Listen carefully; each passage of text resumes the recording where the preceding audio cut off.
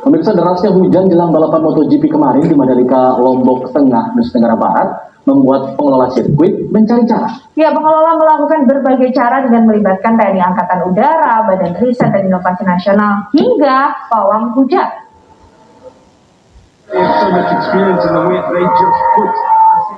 Masyarakat dihebohkan dengan aksi pawang hujan di sirkuit Mandalika pada gelaran MotoGP kemarin.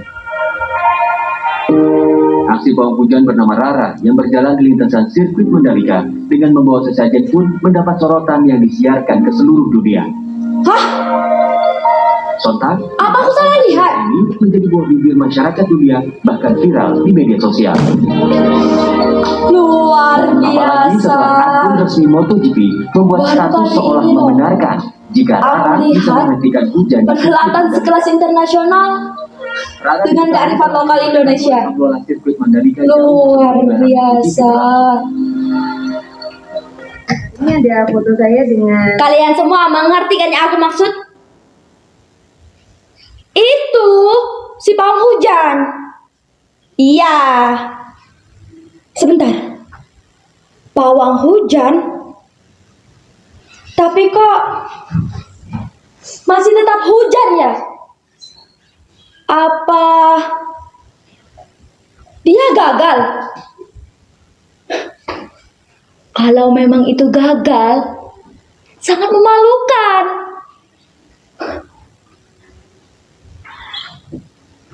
Oh, mungkin saja dia sedang menenangkan hujan. Iya, pasti sedang menenangkan hujan. Tapi aku mau nanya, apa kalian di sini pernah melihat pawang hujan beraksi? Pasti kalian semua belum tahu kan? Kabarnya sampai ada yang tidak boleh mandi. Bahkan harus melempar celana dalamnya ini ke atas genting supaya tidak turun hujan. Ya, kalau menurutku itu sama saja dengan melawan Gusti Allah. Wak Jamil, orang sekampungku itu berteriak paling keras kalau persoalan ini. Ini sama saja dengan melanggar apa yang sudah diciptakan oleh Tuhan. Tapi aku sedikit sensitif dengan persoalan ini. Apalagi nih ya, persoalan ini aku ketik ke media sosial. Dijamin jempol para netizen lebih gesit daripada kecepatan kuda. Contohnya saja, waktu itu aku pernah mengomentari postingan idolanya netizen.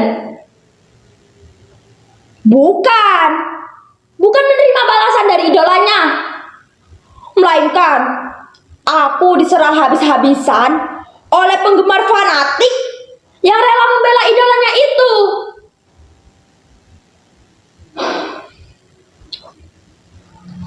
Kurasa sekarang pergerakan politik juga dipengaruhi oleh jempol netizen. Andai saja netizen diberi akses untuk berkomentar, aku yakin pasti tidak akan seheboh ini. Netizen.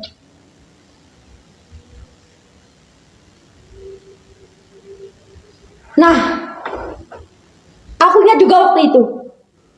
Tapi bukan tentang menghentikan hujan, melainkan ini sebaliknya.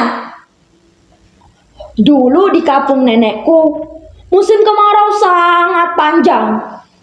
Sampai penduduk pun mulai kegelisahan. Pokok makanan menipis, ladang mulai mengering, dan banyak lagi lainnya. Tapi kata nenekku, ada sebuah cara di mana bisa menghentikan kegelisahan penduduk. Apa? Ya maklumlah, penduduk di sana kan mayoritas petani. Bisa kita bayangkan, apa jadinya kalau panen terus-menerus gagal dan kebutuhan hidup kita terus mendesak. Sejak dulu, upacara ini selalu menghadirkan cincowong, yaitu boneka perantara untuk memanggil hujan. Ritual ini pertama kali dimulai oleh Rantasi, leluhur di desa ini. Rantasi yang gagal mengajak masyarakat mencari mata air, akhirnya menemukan sebuah cara agar masyarakat mau berkumpul dan melakukan ritual itu. Tetapi dalam ritual itu terdapat sebuah petunjuk di mana masyarakat harus menggunakan media cincowong. Sebentar. Kira-kira begitulah kata nenekku. Aku juga ingat, aku pernah menghadiri upacara ritual itu. Tapi aku masih kecil, belum mengerti apapun. Yang aku ingat dengan anak seumurku, boneka cincowong itu adalah boneka yang menyeramkan. Dan aku juga pernah dikejar oleh boneka itu. Katanya boneka itu akan mengejar orang-orang yang tidak percaya ritual pada saat itu. Cincowong, cincowong, bilguna bilambayu, ayah penganten anyar, ayah penganten anyar. Kira-kira begitulah sepotong lagu yang dinyanyikan oleh sinden. Penabuh alat pun mulai memainkan alatnya. Aku yang sedang menikmati musik yang dinyanyikan oleh sinden, seperti ada rasa lain, seperti berada di dunia yang berbeda. Dan seingatku, ada seorang ibu punduh, tapi aku lupa namanya siapa. Purwita. Bukan.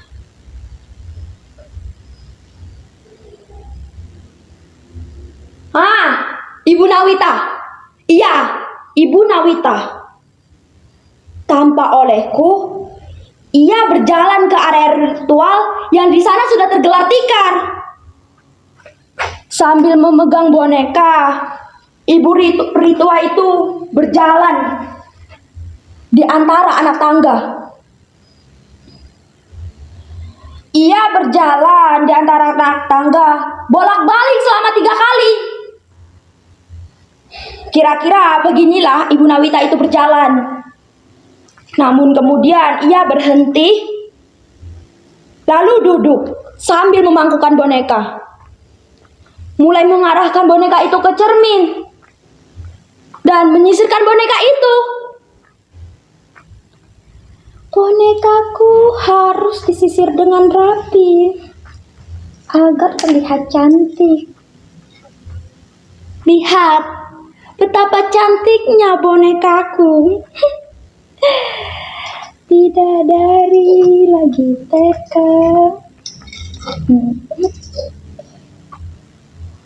Tiba-tiba boneka ritual itu mulai bergerak tidak beraturan. Bayangkan, aku yang sedang menikmati lagu yang dinyanyikan Ibu Nawita jadi keheranan. Konon katanya pada saat itu roh leluhur masuk ke dalam tubuh boneka cincowong. Tapi itu tidak masuk akal bagiku. Apa? Kalian bilang apa? Bukannya aku tidak menghargai adat ini.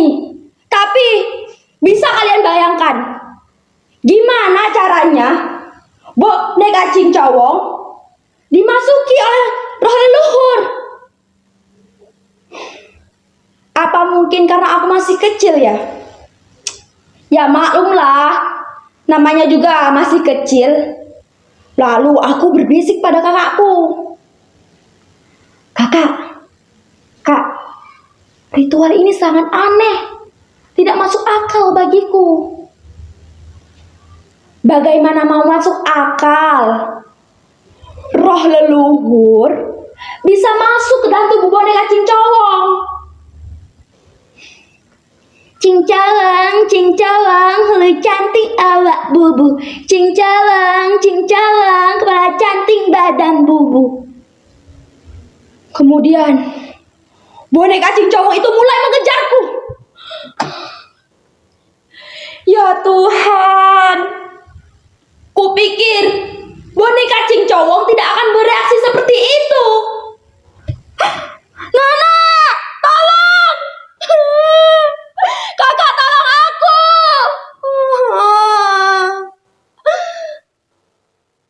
Aku yang sedang menangis ketakutan mendengar boneka cincowong itu berbisik padaku. Kau bocah kecil, berani-beraninya kau mengolok-ngolokku. Nenek, tolong! Nenekku yang berada di teras halaman rumah keheranan melihat aku menangis sambil ketakutan. Apa yang kau katakan tadi? Kau harus percaya itu, Nak. Tetapi Nek, usir boneka itu dariku. Jauhkan dia, Nek. Ya, aku percaya. Ampun, cincowong. Ampun, maaf. Aku janji, aku tidak akan mengulangi ini lagi. Sementara itu, Ibu Nawita dan seorang asistennya kembali memegang boneka cincowong itu. Kepala cincowong yang terbuat dari batok kelapa dilukis dengan riasan. Dikenakan pakaian berwarna kuning dan dikalungkan bunga kamboja. Suasana malam hari itu terasa sangat mistis. Upacara diakhiri dengan saweran bunga kamboja yang berisi air. Lalu dicipratkan ke arah penonton. Hujan. Hujan. Hujan. Untung saja aku segera ditolong pada saat itu. Ya Tuhan. Benar. Kita memang harus percaya penuh kepada Tuhan. Bagaimanapun, ada makhluk lain dari dunia lain yang tidak bisa kita lihat dengan kasat mata. Tapi, sudahlah.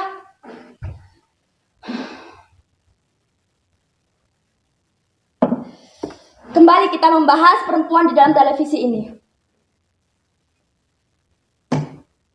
Mungkin perempuan di dalam televisi ini sama seperti Ibu Nawita, tapi tidak menggunakan media cincowong. Nah, coba kalian lihat. Ada seorang pembalap yang mengikuti gerakan pawang hujan itu.